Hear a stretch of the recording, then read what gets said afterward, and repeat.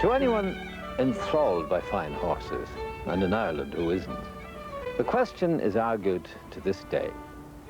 Was Arkle really the greatest development of the steeplechaser in modern times, as his joyful backers insisted, or was he, as others believed, a freak? A comet that flashed across the racing universe, dazzled us for a while, and then disappeared into memory. But remembered he is, and will be, because whichever he was, the legend of Arkle is indelible. The story of Arkle began in the spring of 1957, near the borders of County Meath. Top-class horses have been bred around here for more than 1,000 years, back to the royal stables of the High Kings of Ireland. Sporting hunters and hurdlers, classic flat racers and jumpers, some to keep at home and a great many to export to the racetracks of the world. Well, as often happens, Arkle was to prove the brilliant son of a well-bred but unsuccessful father. In fact, Arkle's pedigree went back on both sides to Ben Orr, the brilliant English Derby winner of 1880. But for all this lofty bloodline, unfortunately, Arkle's dad, Arkle, was hopeless as a racehorse. He just couldn't win. So he was put to stud, where he might sire an occasional promising jumper. Anybody can put money on a horse, but Ireland put a horse on its money in tribute to what the horse has done for the national economy. There was room in that economy for small breeders like Mary Baker of Malahoo. On her modest farm, she'd a chestnut mare called Bright Cherry. From that mare, she bred Arkle. When I was choosing a horse for Bright Cherry to visit, I chose a thoroughbred. And my idea I had was something that would have speed, because Bright Cherry on her side has stamina. So I sent her to Arkle. And Arkle, it was very well bred. What came out of that was Arkle. However, promise is not always obvious in very young horses, and the Baker family were not too impressed at first with Bright Cherry's little colt. The most they had to say for Arkle was, he's a decent-looking foal. Arkle's career, and indeed his life, came dangerously close to ending as a yearling. Fillies wandered outside his field, and he tried to jump a fence. Barbed wire slashed his leg so badly that he needed 40 stitches. But he recovered gamely to carry the scar, an early hint of his courage. Alison Baker saw that courage in Arkle. She brought him up and gave him the same primary education as his younger relatives, using long reins to control a bold and powerful spirit. The Bakers grew fond of Arkle, but like most of their horses, he had been raised for selling. Other offspring of Arkle began to win on the flat, and the family might get a fair price, maybe 500 guineas. So when Arkle was a 3-year-old, they sent him off to the August sales in Dublin. Gough's Sales Ring was the undisputed hall of fame for Irish horses. Arkle could find himself in no better company than the illustrious champions who changed hands there before him.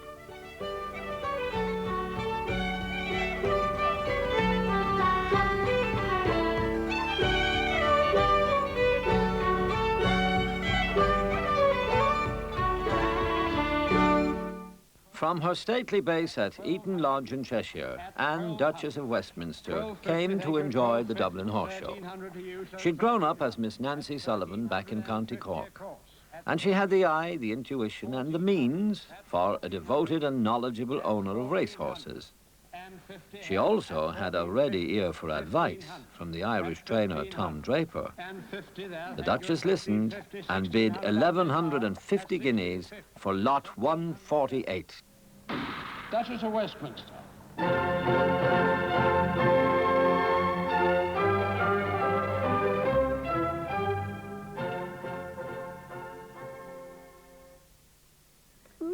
on, a boy. Come on. Good boy. Right. Well, when Arkle came here, I took him over and started to break him. And I noticed 2 or 3 points about him. He was a nice colour, hard bay, and no vice. And he had great heart room, great depth. I noticed that in particular. He's very deep. And very nice horse, I thought.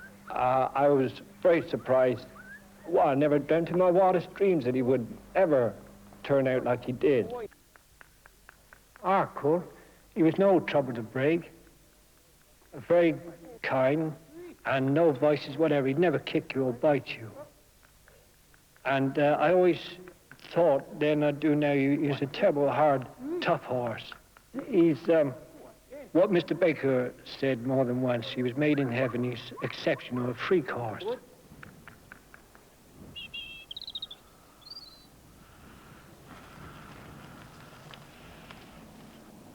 When Arkle finished his year of aristocratic grooming in England, he was coming back to his own corner of Ireland, only 12 miles from where he was born. Tom Draper's training stables at Kilsallaghan were the loom that wove the many threads of Arkle's life into the single-minded will to win of a champion steeplechaser.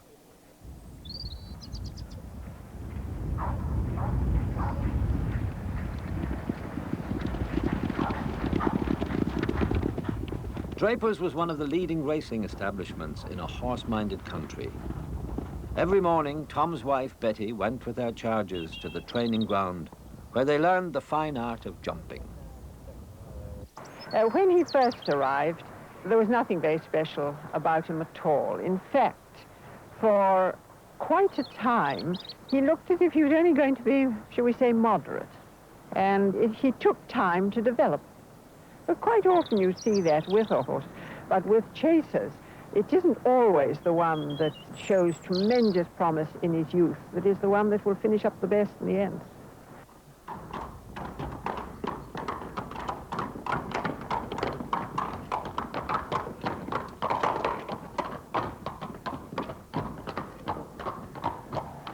This was Arkle's home, box number 7, while he developed his abilities with the Drapers. By the end of his first year in training, he had run his first 2 bumper races, each over 2 miles, and been beaten in both. Evidently, they were neither his distance nor his delight. He was 5 years old when he was entered for his first jumping race, a 3-mile novice hurdle at Navan, 20 miles away. We knew that he was very good. His first hurdle race he won at Navan, and he beat a very good horse. Another horse of Tom's ridden by Pat Taff.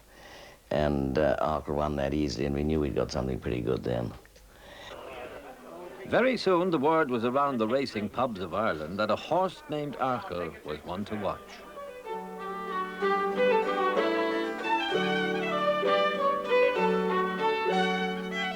After a summer rest with the Duchess, he came back into training in the autumn of '62 and showed fantastic acceleration, winning several more hurdle events.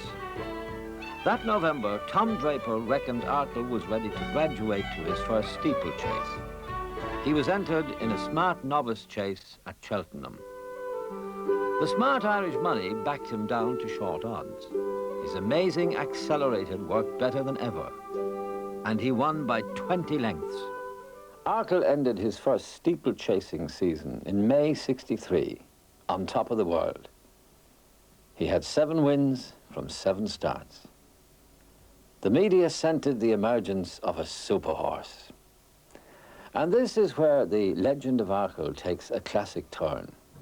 In the old Celtic sagas, and in many another, the very stuff of heroic legend is the champion who performs epic feats but needs a strong rival to prove his own greatness.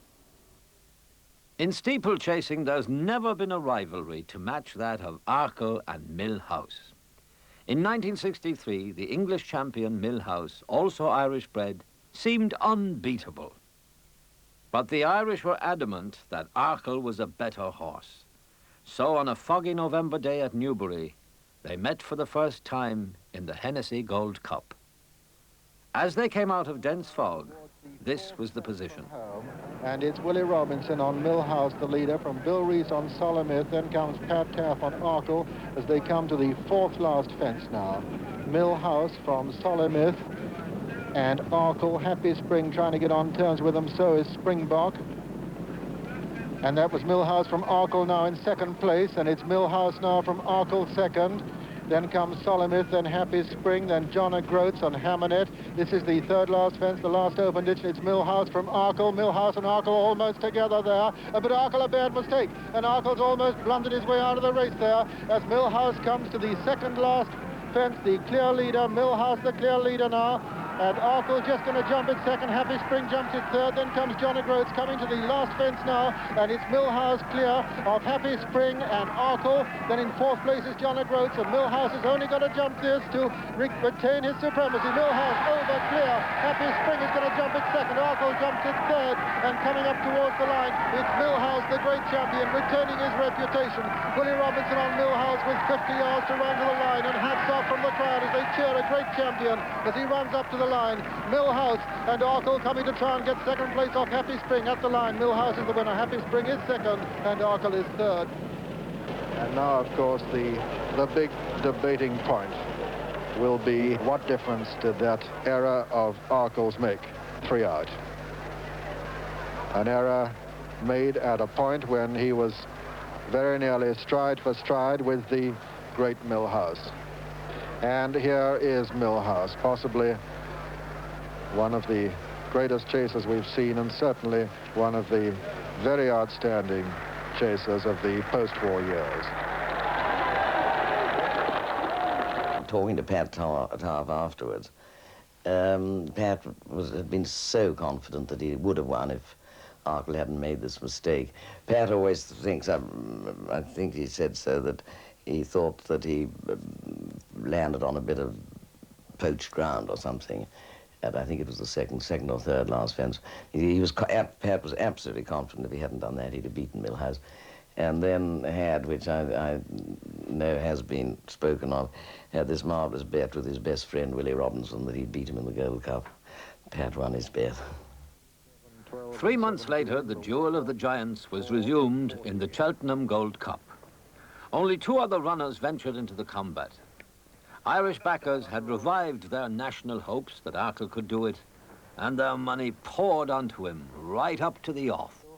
And it's the big two now as they run down the hill to the third last fence. The big horse, Millhouse, with Arkle closing on him. And it's Millhouse and Willie Robinson, Arkle and Pat Taff, and Pat being shouted for from the stands now. Irish voices really beginning to call for him now as he starts to make up ground on Arkle. It's Millhouse, the leader from Arkle. Arkle making ground on the far side at the third last fence.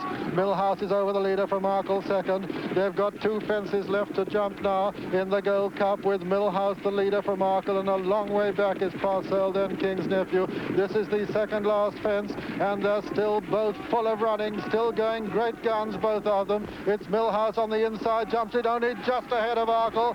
Now they're rounding the home turn, and this is it.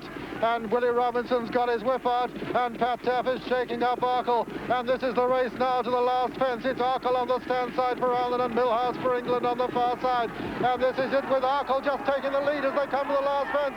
It's going to be Arkle if he jumps it. Arkle coming to the last now, and Arkle a length nearer Millhouse. He's over and clear. Millhouse is trying to challenge him again, but it's Arkle on the stand side. Millhouse over on the far side, coming up towards the line, and Arkle is holding him. Arkle going